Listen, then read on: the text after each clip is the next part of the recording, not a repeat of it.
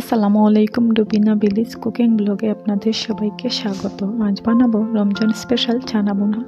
প্রতিদিন একই রকম চানা বোনা খেতে কিন্তু ভালো লাগে না, তাই আজ আমি আপনাদেরকে সম্পূর্ণ অন্যরকম পদ্ধতিতে চানা বোনা তৈরি করে দেখাবো। আর এইভাবে চানা বোনাটা বানালে খেতে এত বেশি মজা হয়, সেটা আপনারা না বানালে বুঝতেই পারবেন না। তাহলে চলুন সেই রেসিপিটা দেখে নেওয়া যাক। এখানে আমি 1 কাপের মতো চানা রাতে ভিজিয়ে রেখেছিলাম। জলটা ঝরিয়ে আমি 2-3 বার পরিষ্কার করে ধুয়ে নিয়েছি। এবার একটা প্যানে চানাগুলোকে ঢেলে নিব সিদ্ধ করার জন্য। দিয়ে দিব পর্যাপ্ত পরিমাণ পানি আর সামান্য লবণ দিয়ে আমি চানাগুলোকে ভালো করে সেদ্ধ করে নিব 10 মিনিটের মতো। এবার একটা ঢাকনা দিয়ে ঢেকে নিব চানাগুলোকে সিদ্ধ করার জন্য। তো চানাগুলো আমার প্রায় সিদ্ধ হয়ে গেছে। এবার ঢাকনাটা সরিয়ে দেখে নিব। চানার মধ্যে আমি যে জলটুকু দিয়েছিলাম সম্পূর্ণ জলটুকু কিন্তু টেনে নিয়েছে, আর চানাটাও আমার প্রায় সিদ্ধ হয়ে গেছে। তো চানার মধ্যে খুবই সামান্য জল রয়েছে। এবার হাত দিয়ে দেখে নিব চানাগুলো সেদ্ধ হয়েছে কিনা। তো আপনারা দেখেই বুঝতে পারছেন যে চানাগুলো আমার প্রায় সিদ্ধ হয়ে গেছে। এবার চুলা থেকে নামিয়ে নিয়েছি। এবার একটা প্যান বসিয়ে সামান্য সাদা তেল দিয়ে দিব।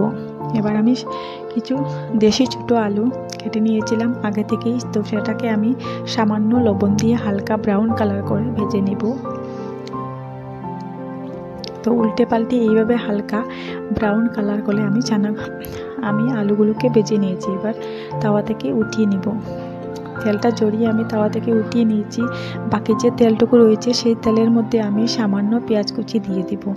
দিয়ে ভালো করে নেড়েচেড়ে লাল করে ভেজে নিব।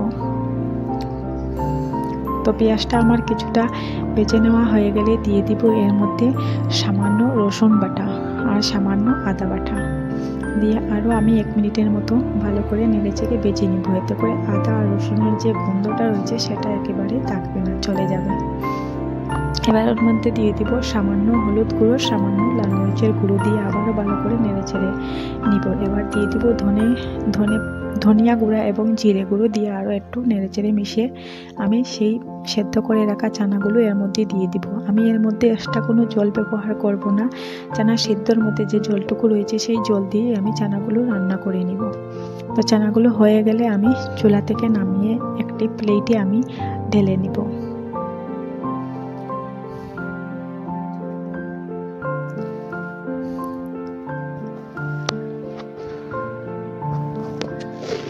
চানাগুলোকে আমি একটা প্লেটে ঢেলে নিয়েছি।